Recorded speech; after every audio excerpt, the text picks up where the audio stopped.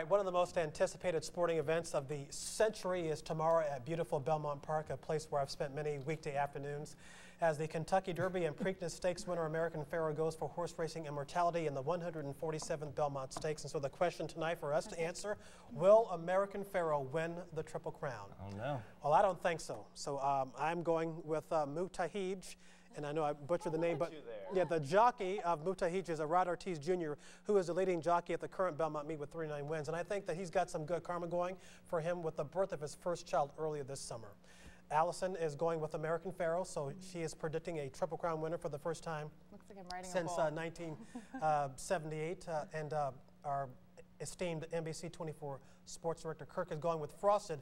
Now, and a lot of the sort of the horse racing Illuminati are saying that if American Pharoah does not win, the likely upsetter is Frosted, who was one of the leading contenders going into the Kentucky Derby. Because I'm obviously jockeying the horse.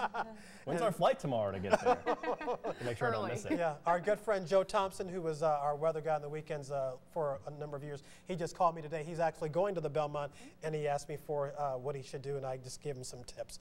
So I will not bet the race. I'm just going to sit at home and watch and root for American Pharoah to win. All right, so. Me all right, too. Yeah, and I hope that Allison is right. It'll just be interesting. You know, so many great horses have come along the way and fallen short. So maybe after 37 years, this one is the one. Who knows? Okay. Yeah. You can watch it right here on NBC 24. Yeah, that's right. NBC Sports coverage of the Belmont is at 4:30. The Belmont Stakes is actually going to be at 6:50. There are 13 races tomorrow. And the Belmont Stakes race is the 11th of the 13 races, so it's an all-day extravaganza for horse racing fans. And another interesting note is last year when California Chrome was going for the Triple Crown, they had 120,000 people cram beautiful Belmont Park, but the negative was that it took some people 3 hours to wait for a train to go home. A quick look at weather, Allison, before we go. Actually, we don't have time. I talked too much about the horse racing. I'm sorry. We love horses. Jimmy Fallon is next with The Tonight Show. We'll see you at 11. Good night, everybody.